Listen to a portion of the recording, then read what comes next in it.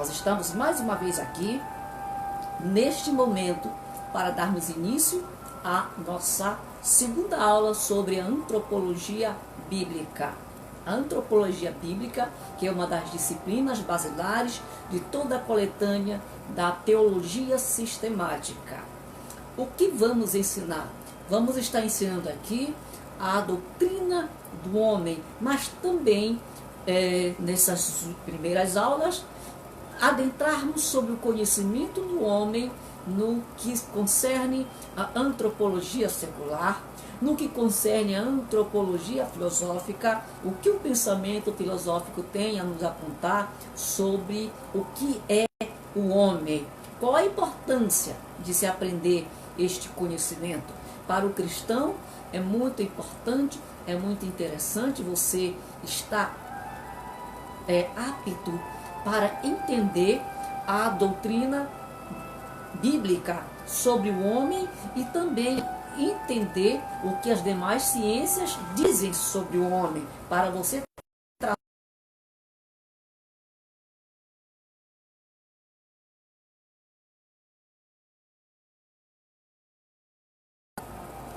traçar um conhecimento doutrinário, teológico, hermenêutico e apologético sobre a doutrina que você defende.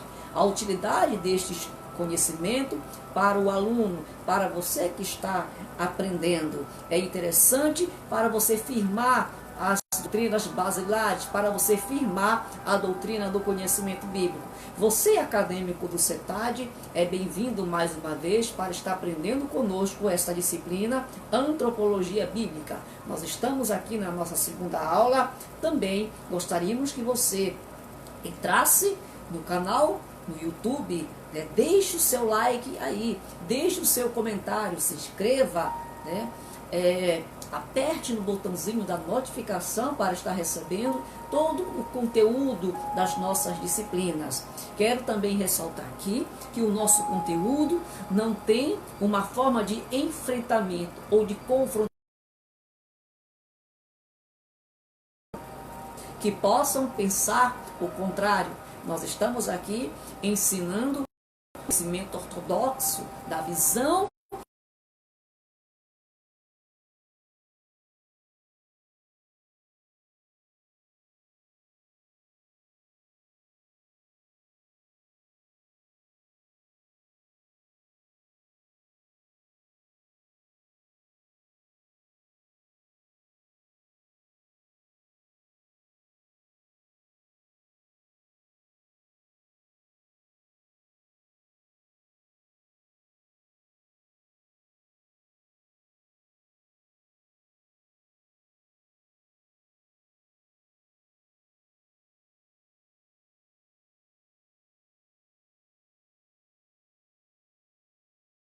a visão pentecostal deste conhecimento.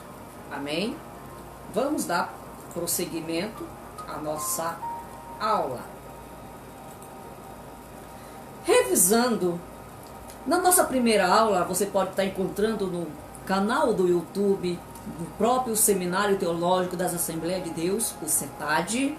Você também pode estar encontrando no meu canal, cujo o nosso canal é Incandescentes by Pr.W Costa. Você pode estar encontrando no YouTube também o nosso canal. Na nossa primeira aula, nós demos uma breve introdução sobre antropologia bíblica e a diferença que há entre antropologia bíblica e antropologia científica.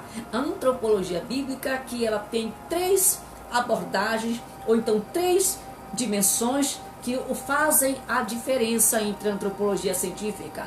A antropologia bíblica, ela tem o seu fundamento, e o seu fundamento está baseado na revelação especial de Deus dada ao homem. Na abordagem também, a abordagem que é um segundo ponto de diferencial entre a antropologia bíblica, o qual ela está elencada na visão bíblica. A abordagem da antropologia bíblica é baseado na palavra de Deus. Qual é o propósito? Também a diferença entre a antropologia bíblica e a científica, o propósito, que é apontar a postura privilegiada que o homem tem das demais criaturas e também apontar para o homem a sua total deficiência moral diante de Deus. Então esses são os 3 pontos fundamentais, né, que fazem a diferença entre a antropologia bíblica e a antropologia científica. Também na nossa primeira aula, nós estudamos sobre alguns conceitos que as demais ciências e os conhecimentos seculares dizem o que é o homem. E nós podemos ver aí o conceito do homem como uma máquina. Nós vimos também o conceito do homem como um animal. Nós vimos também o conceito do homem como um ser sexual. Também nós demos uma pincelada sobre o conceito do homem ser um ser econômico. Apontamos também o conceito do homem visto como um peão do universo. O homem também como um ser livre e, por último, a visão que se tem do homem como um ser social. Todos esses conceitos apontam o que seja o homem. Nós vimos isto na nossa primeira aula. Também no ponto B da nossa introdução, nós estudamos sobre por que doutrina do homem. E nós vimos sobre a história bíblica, que é uma concepção religiosa. Analisamos também a religião, a relação vital que ela tem, que apontam para 2 principais ícones, personagens, uma relação vital que há entre Deus e o homem. E por que doutrina do homem? O terceiro ponto, a necessidade do homem conhecer a si mesmo à luz da revelação divina. Isto apontando a parte B sobre o porquê da doutrina do homem. E na parte C da nossa introdução, nós podemos também começar a falar do problema antropológico. E o primeiro ponto que nós analisamos na nossa aula passada foi a centralidade do homem na pós-modernidade. E, de uma maneira sucinta, abordamos 3 antropologias baseado neste entendimento. A antropologia empírica, que é a antropologia baseada nas demais ciências, quando o homem tenta entender a si mesmo, analisando o outro homem. Para isto, cria ciências para tentar buscar o entendimento sobre sua existência, sobre a sua essência.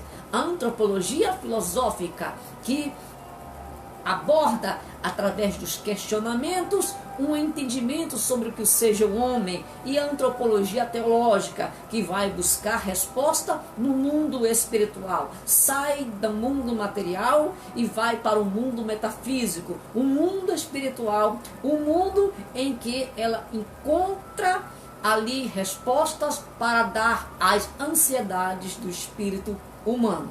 Amém? Isso foi o conteúdo da nossa primeira aula. Vamos estar agora adentrando na nossa aula de hoje. A nossa aula de hoje, nós vamos estar hoje falando do problema antropológico ao pensamento filosófico. Com isto, nós vamos estar hoje aprendendo, continuando a introdução e o problema antropológico. Hoje nós vamos estar abordando sobre os aspectos básicos do problema antropológico. E dentro dos aspectos básicos, são 4 aqui que eu tenho elencado hoje para vocês. O conceito de natureza humana, a origem do homem, criação e evolução. Vamos falar sobre a relação da dicotomia e a autotranscendência e a imortalidade.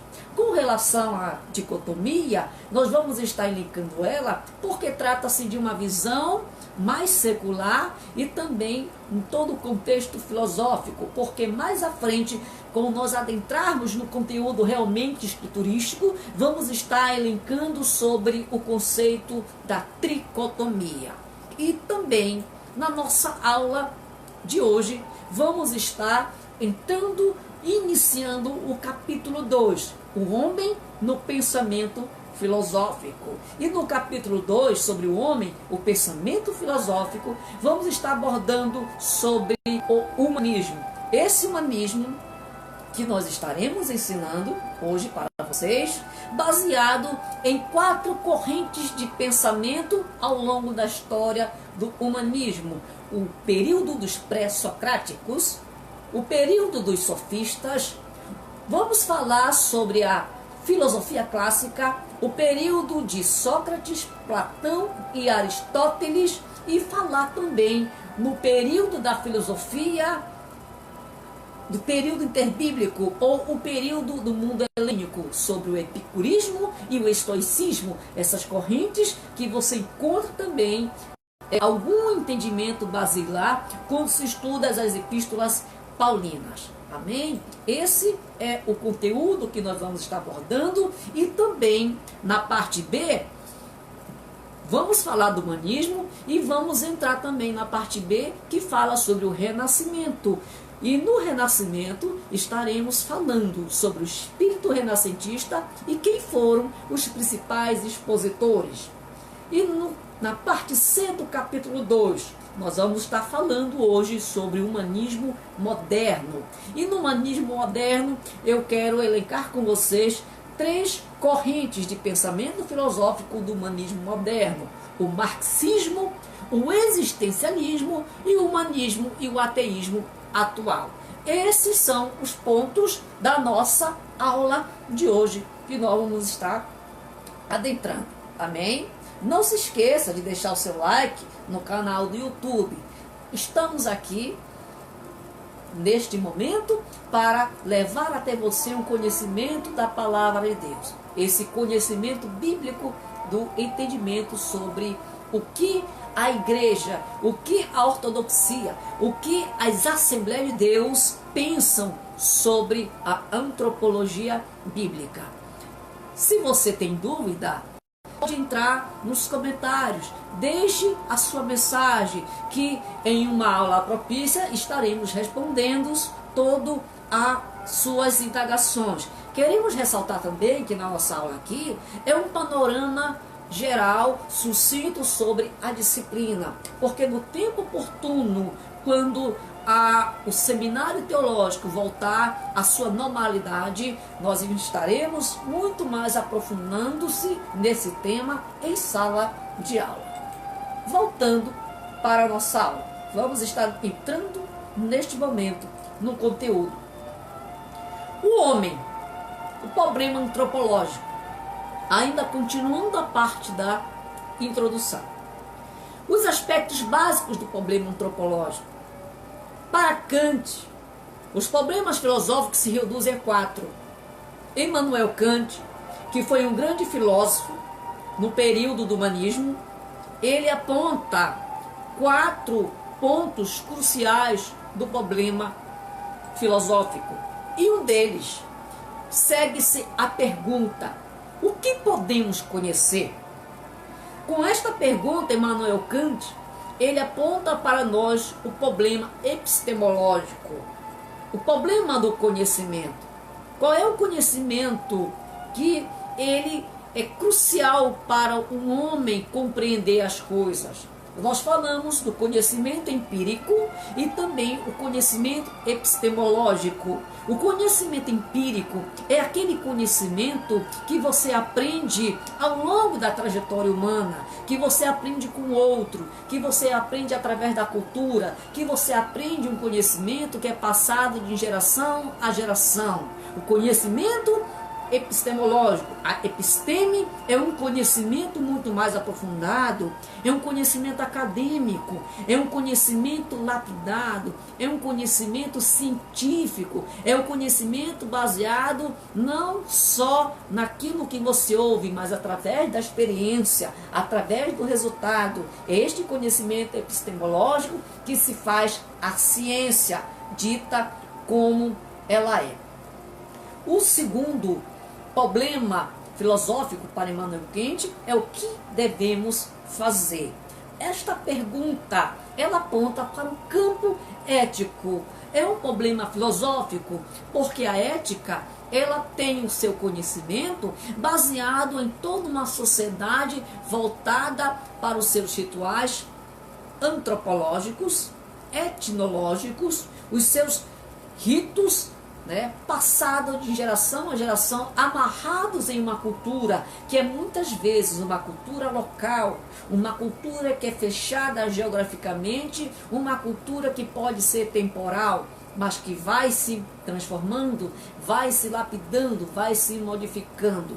E no campo ético, o que o homem deve fazer, né? O que o homem, como ele deve agir para com o outro, até que ponto ele tem a sua liberdade para executar certas ações, né? E pensar nas consequências dos seus atos. O terceiro problema que Immanuel Kant aponta, o problema filosófico, é o que podemos esperar.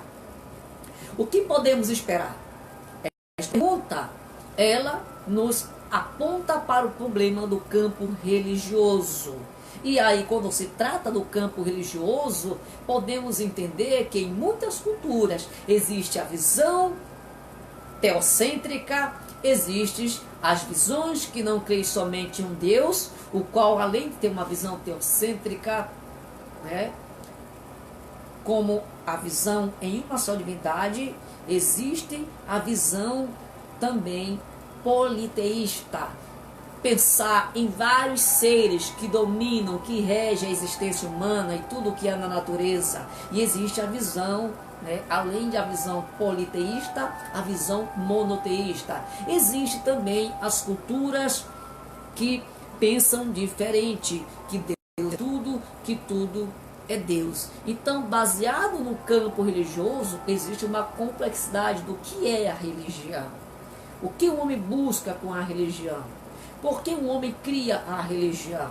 Esses conceitos você pode estudar na antropologia da religião, filosofia da religião, sociologia da religião, história da religião, que tentam trazer resposta às indagações do homem. O quarto ponto, o quarto problema filosófico para Immanuel Kant é o que é o homem. Esta pergunta, ela aponta para o problema antropológico. E todos os quatro problemas resumem-se apenas um, do problema antropológico. Porque o homem buscando conhecer a si mesmo, o homem buscando entender como ele deve agir perante a sociedade, o homem buscando entender a sua necessidade espiritual, o vazio humano, aponta para o entendimento que é o homem. Então esta é a nossa pergunta, é a pergunta da ciência, a pergunta filosófica, a pergunta teológica que nós queremos entender à luz da palavra de Deus. E vamos agora então para dos aspectos básicos. Vamos estar iniciando a falar sobre o conceito de natureza humana. Para entender o que é o homem, vem essa pergunta, vem o entendimento do que seja esse conceito. O que é o conceito da natureza humana?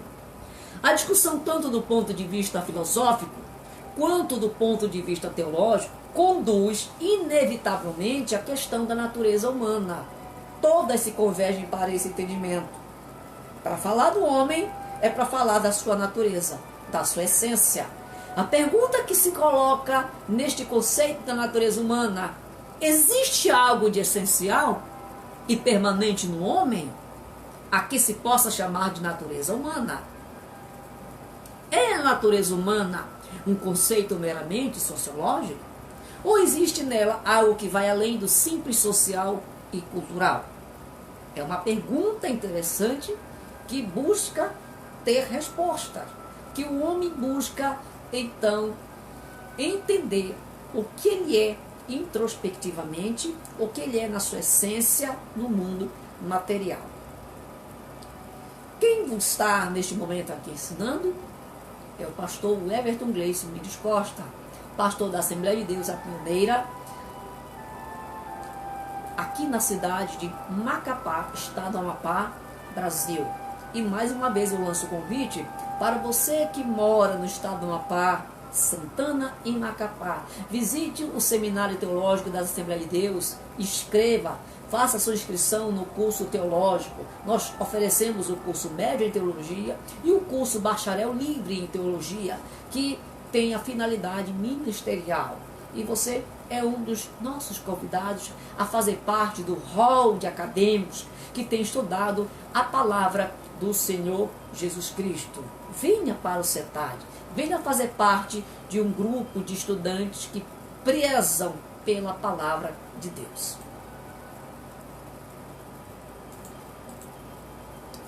Amém? Estamos falando do conceito da natureza humana.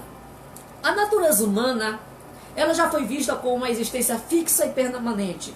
Este foi o conceito da natureza humana no passado, que a natureza humana, ela não tinha mudança, ela não tinha, em certo momento, uma existência modificada, mas a sua existência era fixa e permanente. Então vai surgir na história Erich Fromm.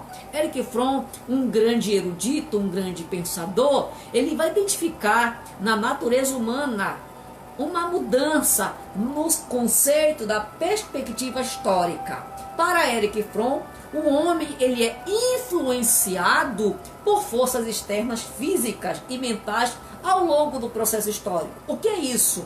O homem ele já não nasce pronto. O homem ele vai se construindo. O homem ele vai se fazendo à medida em que ele entra em contato com o mundo exterior, entra em contato com outras pessoas, ele vai se modificando porque ele vai tendo entendimento das coisas, ele vai então lapidando nos seus conceitos, lapidando naquilo que ele observa, daquilo que ele aprende com o outro. Então, quer dizer, a natureza humana é algo dinâmico, é algo que vai se transformando em conformidade com a procura do homem, com as indagações do homem, ele vai buscando ampliar os seus horizontes. Na antropologia cultural, também, a natureza humana, ela é um conceito sociologicamente determinado.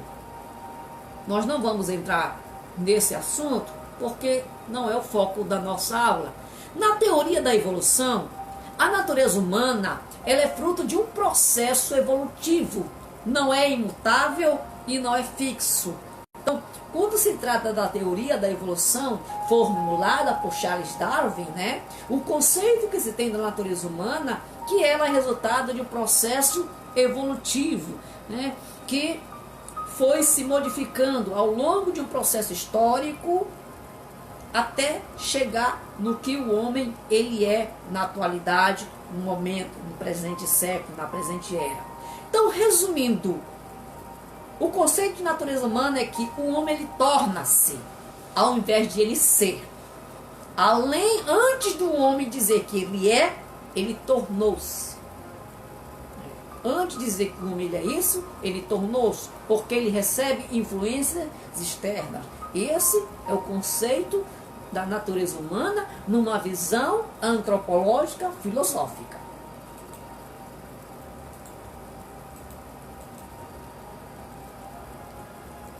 Saindo da natureza humana, do conceito, B, a origem do homem. O problema de criação e evolução. É um outro ponto de um aspecto básico do problema antropológico, é também o foco da origem do homem. Nem o evolucionismo e nem o criacionismo podem ser empiricamente demonstrados. Esse é o primeiro entendimento. Nem o evolucionismo e nem o criacionismo podem ser empiricamente demonstrados. Primeiro, no conceito do evolucionismo, que foi formulado por Charles Darwin, publicado no seu livro A Origem das Espécies, um livro publicado no ano de 1859, o evolucionismo ele tem evidências significativas no domínio da história natural. Porém, em contrapartida, o criacionismo ele tem evidência da fé. Tudo veio à existência através do nada, numa concepção filosófica que entende-se que a existência das coisas veio através do creatio ex nihilo, criação a partir do nada. E esse entendimento é baseado numa concepção filosófica que nós vamos ver como é que surgiu esse entendimento. Amém? E essa criação ex nihilo é baseada também numa teologia que interpreta hermeneuticamente o versículo 1 do capítulo 1 de Gênesis. Bereshit bara Elohim het hashamayim ve'et haaretz. Bereshit bara Elohim, no princípio criou Deus os céus e a terra. E esse criar de Deus, entendem uns que foi uma criação partindo do nada. O que é isto? Deus cria as coisas não utilizando uma matéria pré-existente.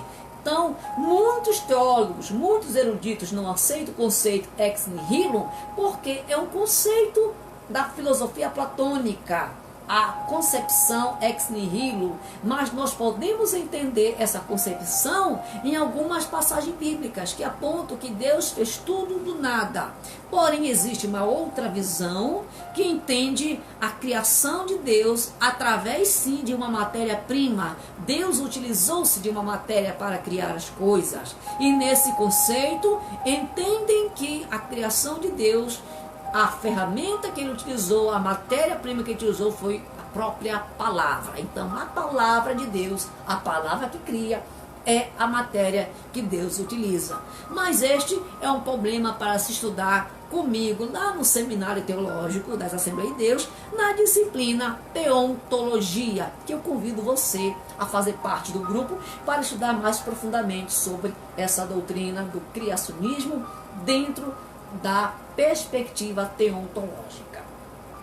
Portanto, a origem do universo, da vida e do homem encerra um mistério perante o qual cada um terá de se colocar de modo responsável. Então, cada um vai ter que se colocar de modo responsável perante Deus.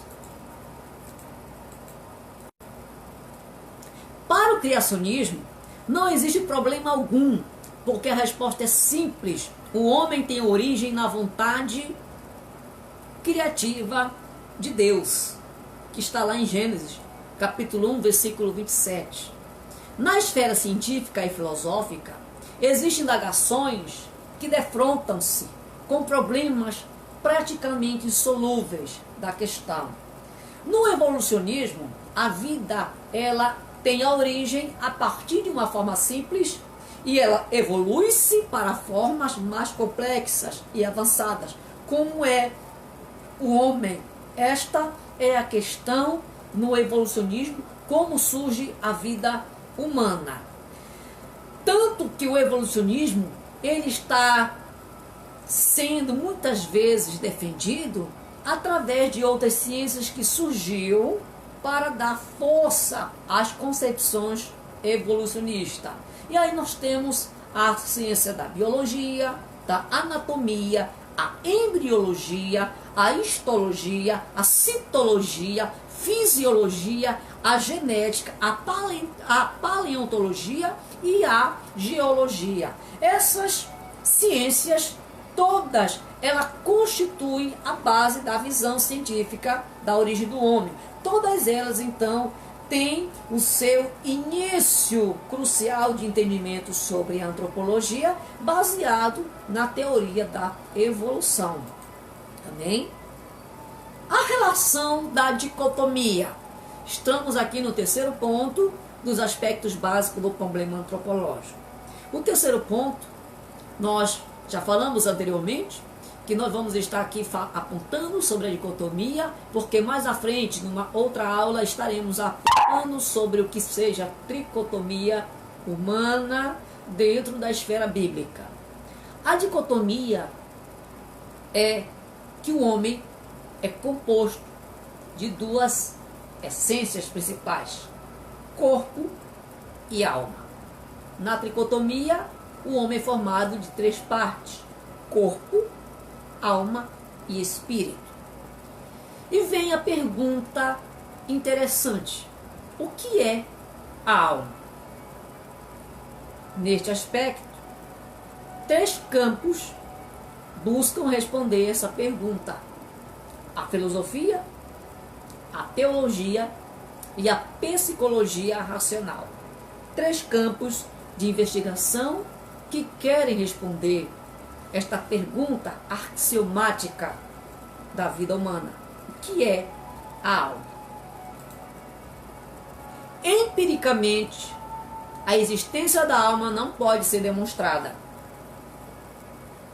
O que aponta-nos então Platão com relação à dicotomia? Primeiro, Platão ele ensina em suas filosofias que a alma é um ser eterno. Na visão de Platão, a alma ela é imortal. Então a alma ela é um ser eterno, ela é de natureza espiritual. A função principal dela é conhecer o mundo ideal e transcendental. É a natureza essencial do homem, e o corpo ele é apenas a prisão da alma, onde esta cumpre sua sentença.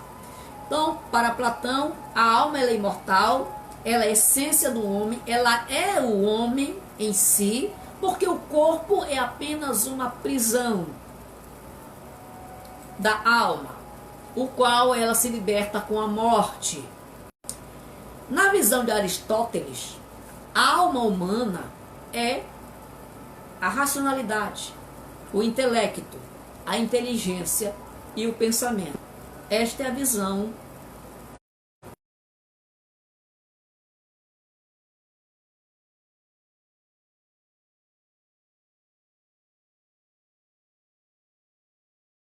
sobre o que é a alma na concepção de Aristóteles.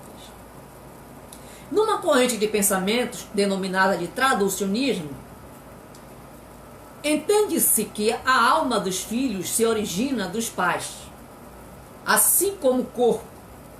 Tertuliano e Agostinho defendiam essa teoria para tornar inteligível a transmissão do chamado pecado original.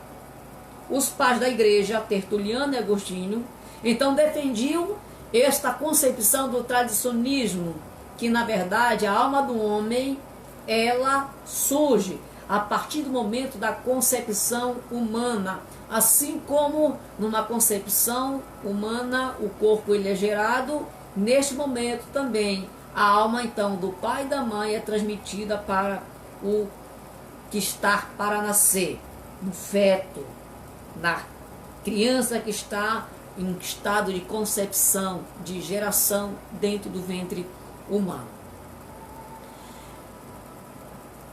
A dicotomia, como ela é entendida na visão do estoicismo? A alma emana do Logos, que é o princípio universal da criação. Então, entendem que a alma ela faz parte de um ser espiritual.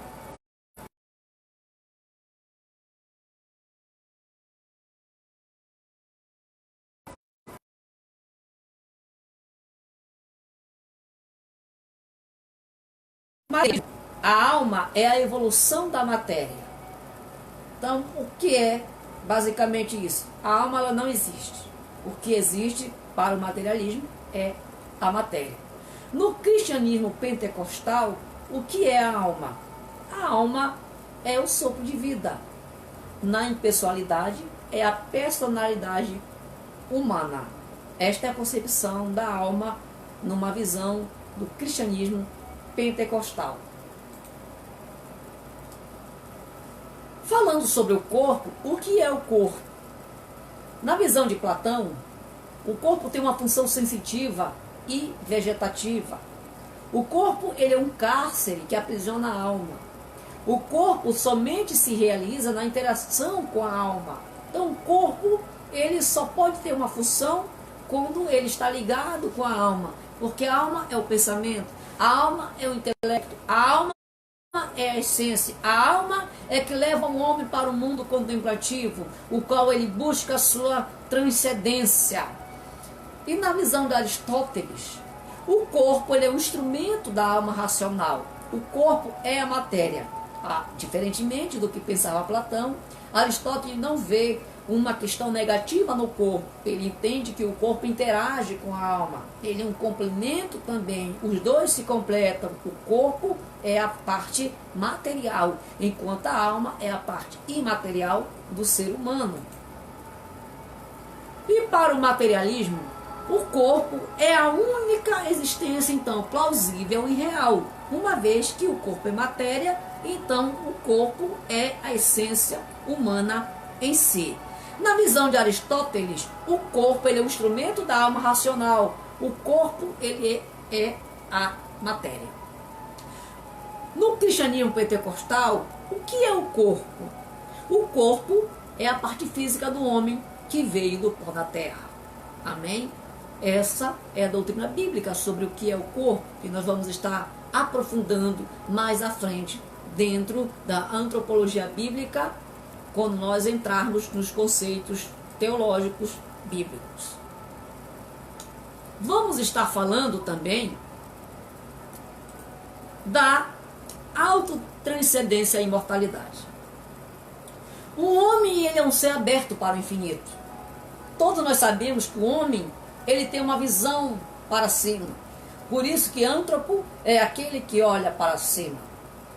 Tudo no homem aponta para algo que transcende o temporal. Tudo que o homem busca, ele busca o entendimento sempre do futuro. O que está pela frente. As indagações do homem é buscando entender o seu passado à luz do presente para ter perspectivas melhores para o futuro. E com isto, há as indagações do homem. Existe uma vida após a morte? E com isto, o homem tenta encontrar resposta na ciência, na astrofísica, na astronomia. O homem tentando encontrar, então, resposta para essas indagações. Você vê aí nações, governo gastando bilhões e bilhões de dólares em outras moedas para trazer respostas para as indagações da alma humana. Por quê? Porque parece existir no homem a sede da eternidade. Quando nós lemos lá em Salmo capítulo 42, versículo 2, né, você encontra o texto dizendo: a minha alma tem sede de Deus. Quando, Senhor, me prostrarei na tua presença? O homem sempre tendo uma indagação, o homem sempre buscando uma busca. A religião surge pela necessidade que o homem tem de ligar-se ao transcendental, de prestar reverência a uma autoridade perfeita, que ele não conhece, mas que está no mundo das ideias, que está no mundo espiritual. Então o homem sempre buscando uma transcendência. A autotranscendência do homem, ela é reconhecida pela maioria dos filósofos. Ela é defendida, é reconhecida, esse aspecto espiritual no homem. Para Mondin, citado por Rosa na página 50, ele diz que a autotranscendência é um movimento pelo qual o homem supera sistematicamente a si mesmo, a tudo que é, tudo que ele adquiriu, tudo que ele quer, pensa e realiza.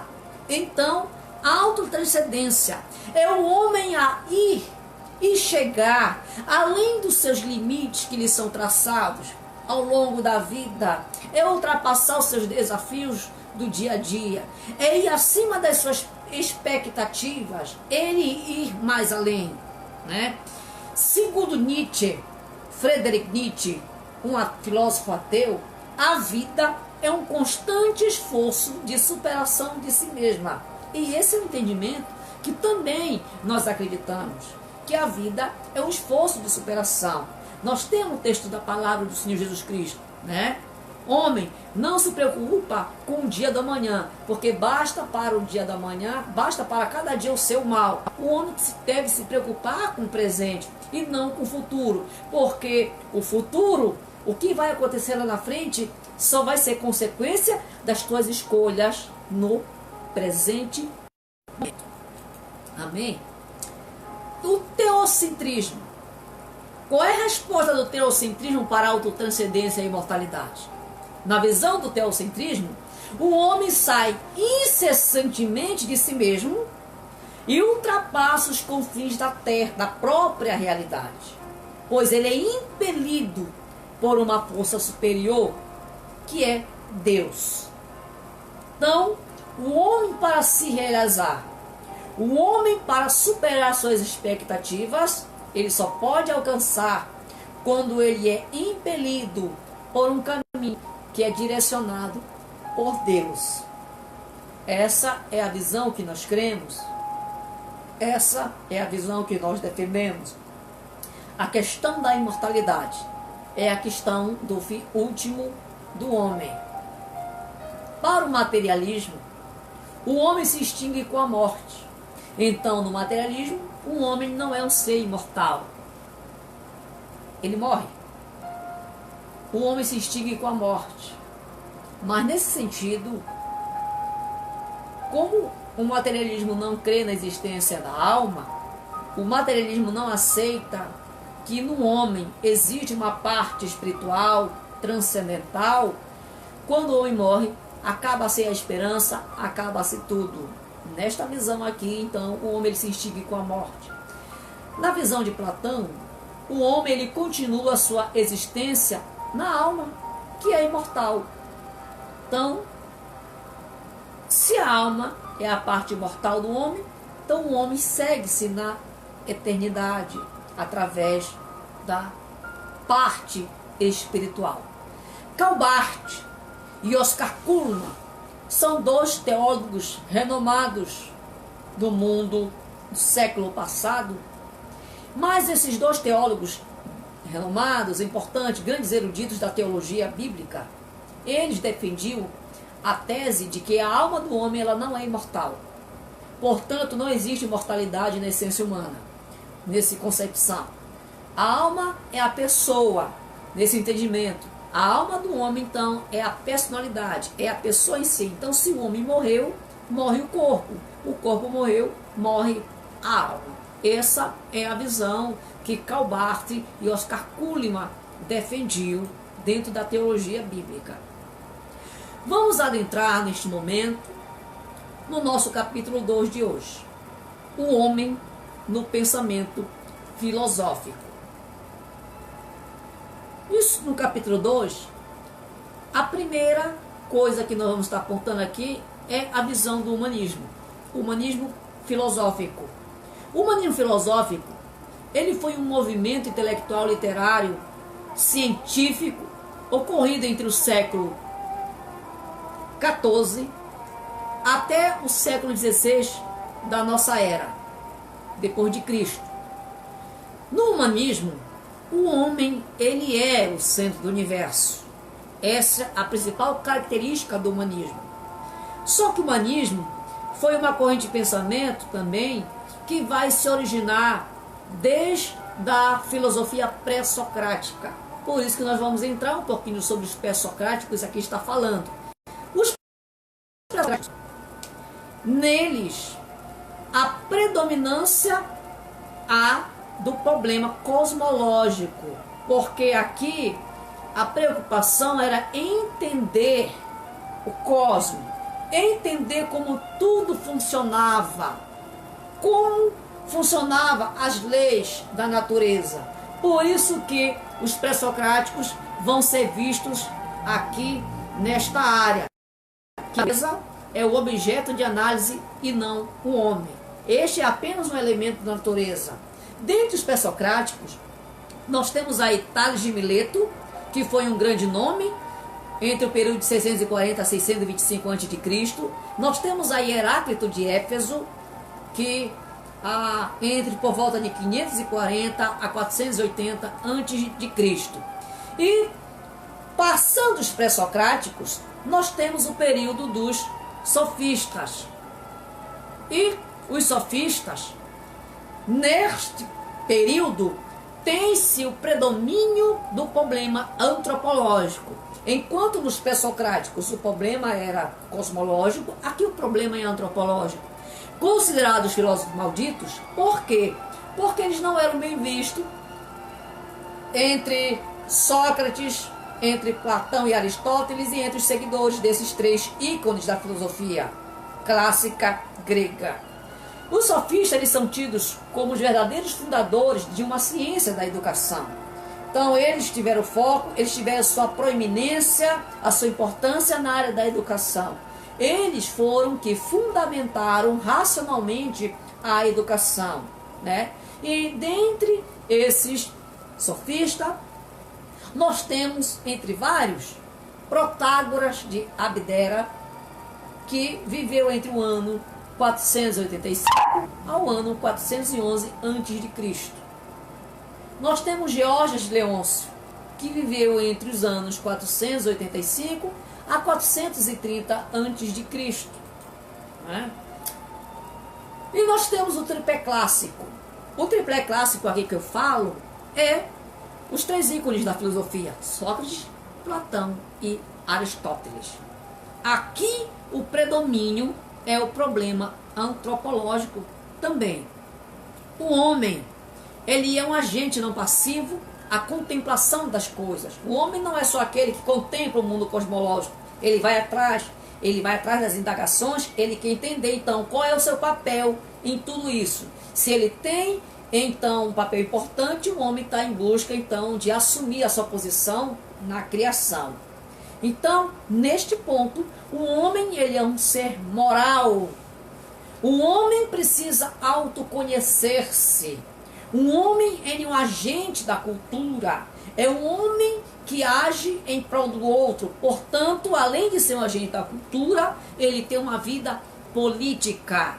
O homem, então, neste triplé clássico, o homem ele é um animal racional e ético político. Esta é a visão, então, do tripé clássico.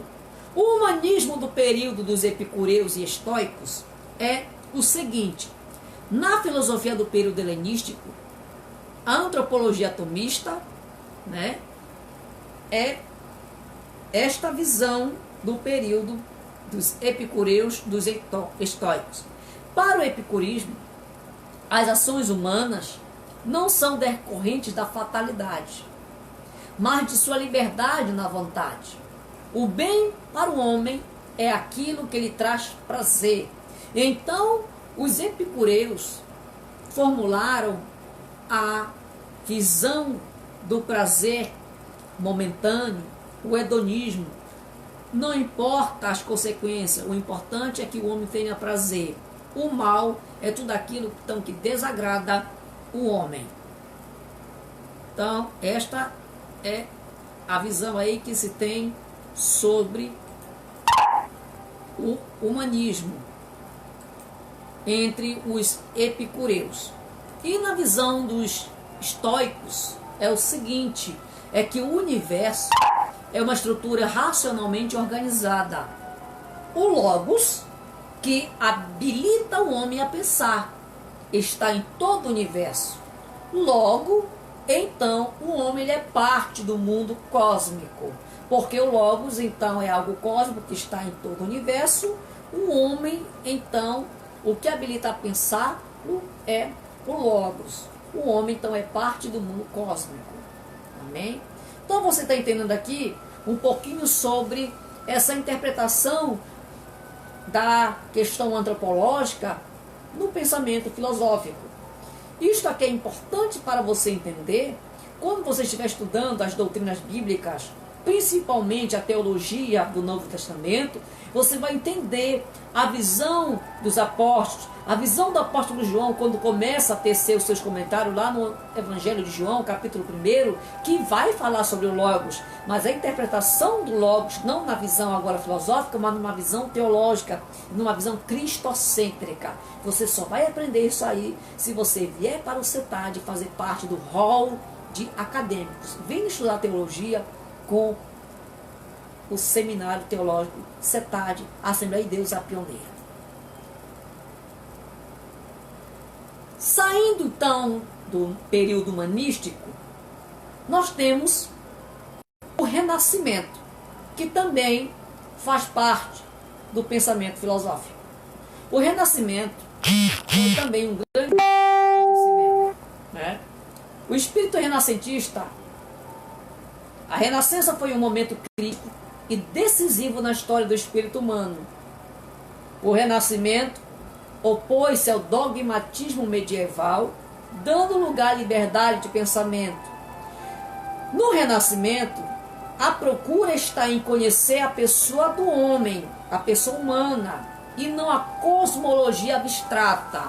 Um outro ponto é que no Renascimento, Deus ele não é descartado, porém, Deus ele sai do centro das atenções para ceder lugar à centralidade do homem e no humano. Então aqui a posição do Renascimento é que entra o racionalismo e o humanismo em si, o homem tornando-se centro das atenções. O homem agora é o pesquisador, o homem agora é que dá respostas para as indagações das ciências, da doença e de tudo. Quem foram os principais expositores do Renascimento? Você tem aí, entre vários ícones desse período, eu vou citar apenas 4, Leonardo da Vinci, que foi considerado uma das mentes mais célebres, mais inteligentes de todos os tempos da história humana.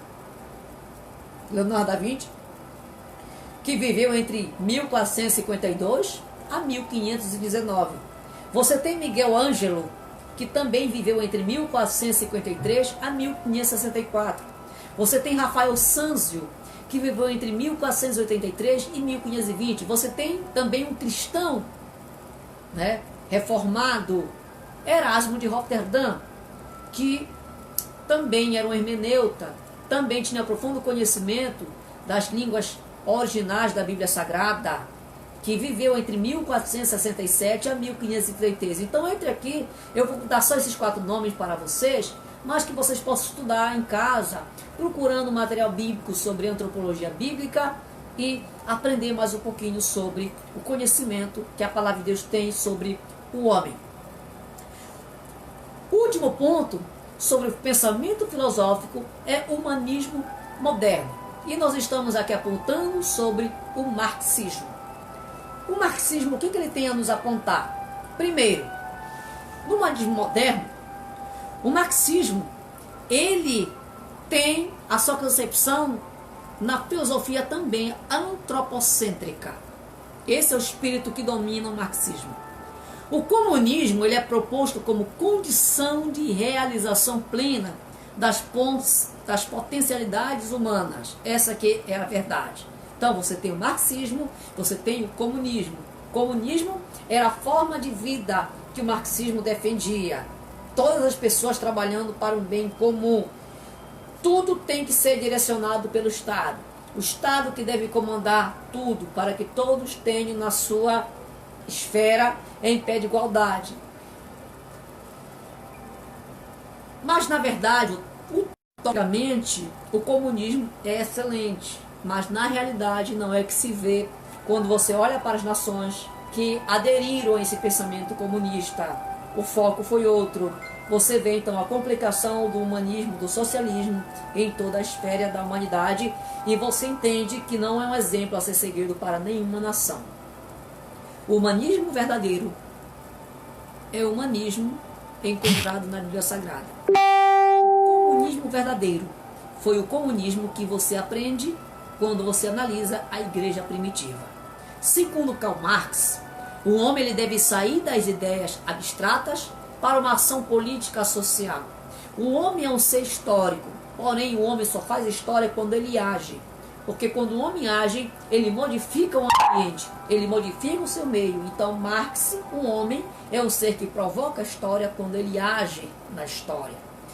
A evolução do homem é a evolução da sociedade na visão para Karl Marx. A sua crença em Deus o deixa o ser alienado. O homem, então, ele tem que se desfazer do conhecimento de Deus para poder, então, ter uma vida de liberdade, uma vida plena. Por isso que no marxismo, Deus é algo descartado. No existencialismo, o existencialismo também ele é uma corrente de pensamento e existem 2 linhas de pensamento existencialista. Existe o existencialismo cristão, existe o existencialismo ateu. No existencialismo cristão, a principal pessoa é Søren Kierkegaard, que era um cristão. E enquanto no existencialismo ateu, o principal personagem é Jean-Paul Sartre, um filósofo ateu existencialista. No existencialismo, todos os sentimentos experimentados pelo homem são o foco mais valorizado. Aqui, a valorização do homem está no que ele sente, no que ele demonstra, na questão da afetividade, na questão, então, intrínseca no homem. No existencialismo cristão, o homem ele se completa quando ele se comunica com Deus. Porque a plenitude do homem está em Deus. Então, quando o homem volta-se para Deus, o homem vê a sua deficiência. Ele vê do que ele necessita. Em Deus, então, ele se completa. Esta visão de Kierkegaard é uma visão baseada na Bíblia Sagrada. Que o homem foi criado à imagem e semelhança de Deus. Porém, com o pecado original, o homem, ele deixou de viver um estado perfeito para viver um estado de deficiência, uma deficiência moral, um estado em que o homem foi criado para viver eternamente com Deus, mas pelo pecado conheceu então a temporalidade, quando ele vem conhecer a morte. Então o homem só se completa em Deus.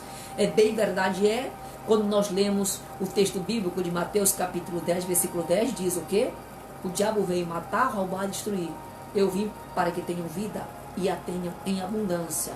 Então o homem só vai se completar se ele prosseguir novamente, olhando para Cristo, que veio novamente colocar o homem na sua rota original, quando ele tinha uma amizade plena com Deus. No existencialismo ateu, o homem não tem um paradigma. O que é isto? O homem ele não tem um modelo a seguir. Se o homem não tem um modelo a seguir, o homem não tem, então, uma ética a seguir. Se o homem não tem uma ética a seguir, o homem não tem a quem deva dar satisfação de suas ações. Nisso, então, o homem está ao seu bel prazer. A consciência do homem, então, vai ser o seu caminho para prosseguir em uma trajetória de desenvolvimento sociológico, crítico, científico, cultural, mas que ele não tem um paradigma a ser seguido. Nesta visão do existencialismo ateu, cria-se um problema, porque quando o homem não tem um modelo traçado, então toda a sua ação vai levar ele para um estágio de frustração, de angústia e de desespero. Por isso que, na visão do existencialismo ateu, o homem é um projeto inacabado para Kierkegaard e, ao mesmo tempo, para Friedrich Nietzsche. O homem, então, ele é algo que está em constante construção social, existencial. Ele está em constante procura para uma resposta. Uma vez que ele não tem um modelo, então ele procura resposta para ser o mais próximo daquilo que ele acha real ou verdadeiro para prosseguir com a sua existência humana. Qual é a visão, então, do humanismo e o ateísmo? Um terceiro ponto que nós elencamos aqui. O ateísmo, na verdade, ele é uma forma radical de humanismo. É a total eliminação de Deus e a exaltação absoluta do homem. O ateísmo motivou a teologia ortodoxa a buscar conceitos mais plausíveis para sua apologética. Quando surgiu o ateísmo no mundo, fez com que o mundo cristão voltasse mais para a Bíblia, buscasse resposta também dentro das demais ciências formuladas pelo homem. Por isso você vê aí uma busca científica para trazer respostas ou então para fundamentar o que está na revelação de Deus. Dentre os principais nomes do ateísmo moderno, eu quero apontar para vocês dois nomes aqui: Feuerbach e Nietzsche. Feuerbach, que foi um grande antecessor de Karl Marx. Marx bebeu no conhecimento de Nietzsche. Feuerbach também foi alguém que deixou um vasto conhecimento para Hegel, os antecessores de Karl Marx. Eles são os grandes nomes do ateísmo moderno, Feuerbach e Friedrich Nietzsche. Amém? Então, esta foi a nossa aula de hoje.